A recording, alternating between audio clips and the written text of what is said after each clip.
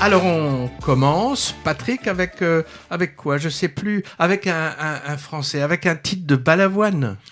Oui, ça s'appelle Je ne suis pas un héros. Alors, ici, annoncer que l'on a un cancer pouvait changer le comportement de nos proches et de nos collègues de travail. C'est ce qui arrive à Louis. Alors, Louis, il travaille dans un cabinet d'avocats d'affaires. Alors, il est plutôt hypocondriaque, le garçon, et il va voir un médecin. Alors, un médecin qui est déjà, lui, proche du burn-out.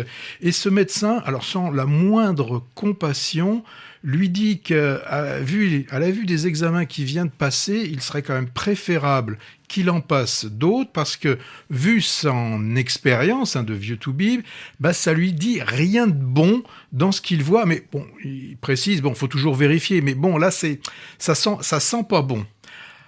Alors le pauvre garçon, qui est quand même assez proche d'un licenciement parce qu'il est pas forcément toujours très très bon, et puis il a quand même une manager qui est quand même qui demande beaucoup de ses collaborateurs. Et là, alors qu'il est proche de la sortie, ce qu'il fait, c'est qu'il annonce, sa maladie il les annonce d'abord à ses collègues de travail et justement à sa boss. Alors là, effet immédiat, les visages subitement se détendent, ses parents qui étaient quasiment séparés se retrouvent, recréent cette famille aimante, voilà, c'est merveilleux. Bon, alors qu'on le savait, nous, déjà, en entrant dans la salle, on savait qu'il n'était pas malade, puisque ça va être le pitch du film. Donc Louis va l'apprendre, et il va se poser la question pendant tout le film, je le dis pas. Voilà, donc ça c'est le pitch de ce film, réalisé par Rudi Milstein, Je ne suis pas un héros, avec Vincent de Dienne, avec Géraldine Nakache, mais qui joue un rôle, c'est sûr pas être très intéressant. Elle est assez gonflante dans le film, et son interprétation aussi, je pense, est vraiment poussée à l'extrême. Alors, il y a un manque d'originalité dans le traitement, même si l'idée de départ était assez alléchante. On se retrouve, dans le scénario classique d'un personnage ordinaire qui se retrouve dans une situation somme toute assez extraordinaire. Mais là, moi, j'ai trouvé que ça fonctionnait pas du tout. Vincent de Dienne, j'y ai absolument pas cru en ce pauvre garçon complètement trop gentil. J'y ai vraiment pas cru.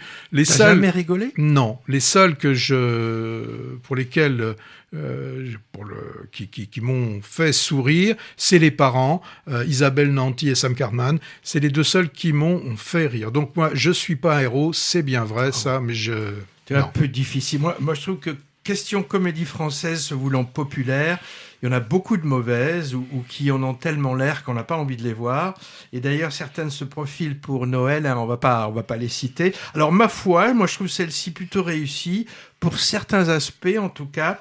D'abord, pour l'histoire, elle est finalement assez subtile, de ce gars qui utilise... Elle est peut-être subtile, mais elle est maltraitée.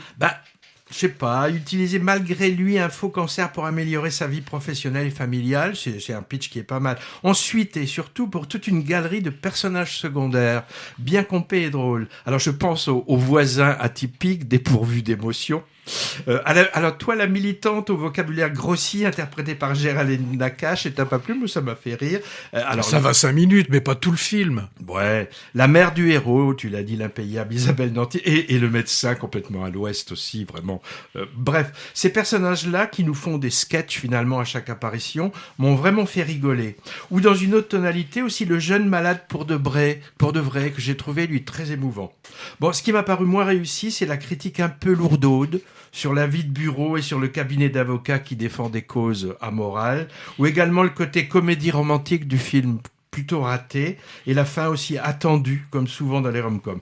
L'un dans l'autre, Je ne suis pas un héros, moi je mets 13 sur 20. Ça c'est pour le côté vie professionnelle d'avant qui remonte de temps en temps.